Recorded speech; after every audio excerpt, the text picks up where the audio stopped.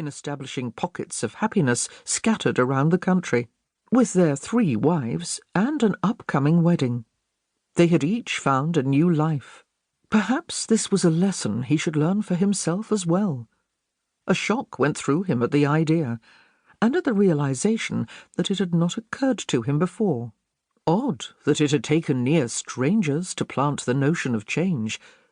But now that it had appeared, the idea began to take root and unfold.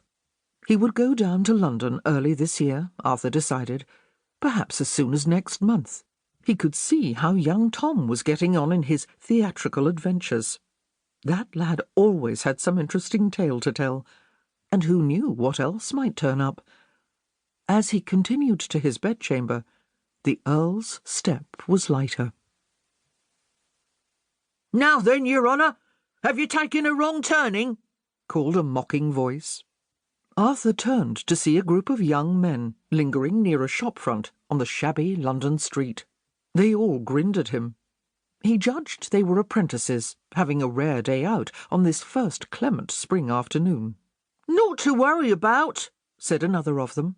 "This is a respectable neighbourhood. No footpads lurking in the alleyways to cost you and lift your purse round here. No, just mouthy coves making a nuisance of theirselves," said Tom, who sauntered up just then and joined Arthur.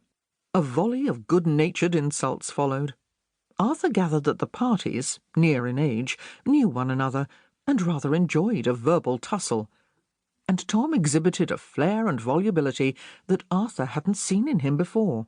"You're naught but a beslubbering, dog-hearted flapdragon," he told one of the group, "and Alf there is a weedy, toad-spotted puttock."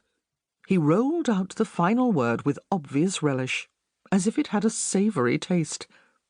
"Well, you're a gudgeon," replied one of the apprentices. Tom shook his head in mock disappointment. "That's the best you can do, Jem Dowling.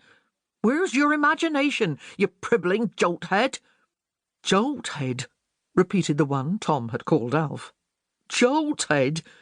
He grinned, as if the sound alone was hilarious. And indeed, the whole group seemed to admire Tom's eloquence. Arthur began to suspect that they goaded him just to hear the result. "Shall we go, my lord?" asked Tom, with a gesture fully worthy of the stage. "Me lord, is it?" called one of the apprentices. "Well, ain't we grand?" The group began to mince about the cobbles and bow to each other, drawing a laugh from their target. Arthur fell in beside Tom, and they walked on. "That was extremely colourful," he said. "It's that fellow Shakespeare," replied Tom. "Reckon you know already that his plays are chock full of first-rate words." "Ah, yes. So you've been reading Shakespeare?" "Puzzling it out. All I can get my hands on," answered Tom cheerfully. Tom was nearly always cheerful, which still surprised Arthur sometimes, considering the lad's history. Tom had spent his earliest years scrounging through the rubbish on the streets of Bristol, with no knowledge of his family, or even his last name. After a series of odd jobs, he'd taken to wandering the countryside on his own, where he'd encountered Arthur and then joined him on his travels for a while. Exposed to the inner workings of the London theatre in the course of their adventures, Tom had discovered a desire to join that colourful world.